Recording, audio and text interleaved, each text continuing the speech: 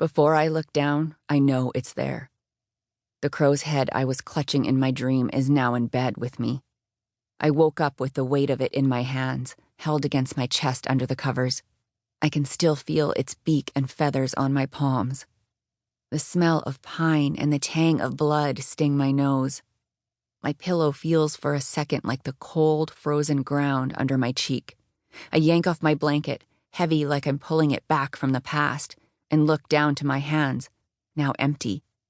A feeling of static pulses inside them, like when a dead limb fills with blood again.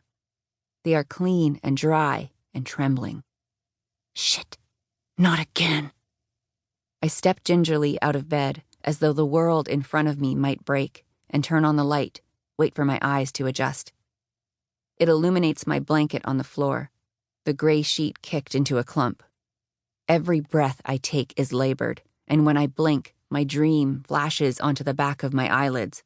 Running through the woods, the snow glistening in the clearing, the crows covering Sabrina's body.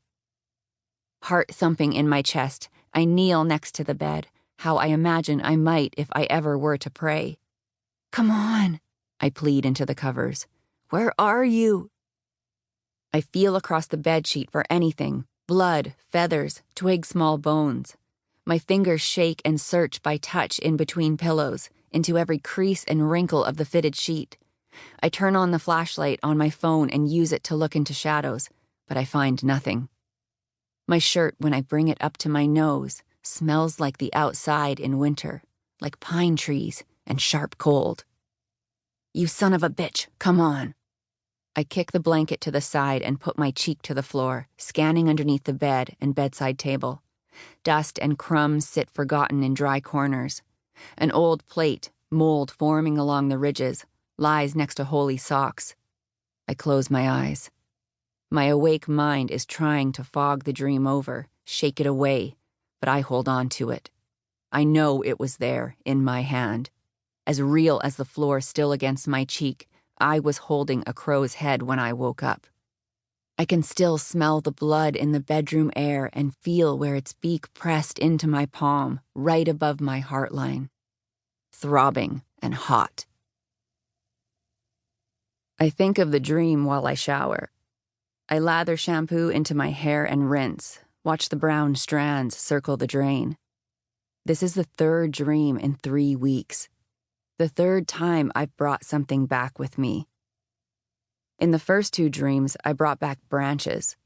I broke them off the trees as I was running through the woods in a panic. The first time it happened, the branch disappeared as soon as I woke up and looked down at it. The second time, the moon was big and full outside, and I caught a glimpse of the flimsy stick gripped between my palms. That time, I held on tight, but it still disappeared. I had hoped that if I held on hard enough, I would understand how I could have a pine bough in my hands when the last pine tree I'd seen was 1,000 kilometers away in Alberta. I close my eyes and let the warm water stream against my face, but I'm still shivering against the memory of last night.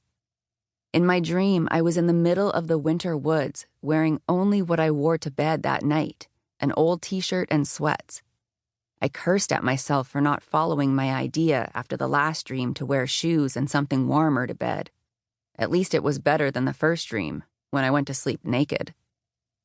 I was surrounded by bone-thin pine, spruce, and balsam trees, browning at the base up to their torsos, sparse with white snow near the top.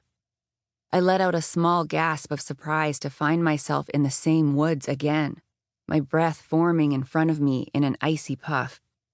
There were no footprints in the fresh snow around me, as if I blinked into existence in that exact spot.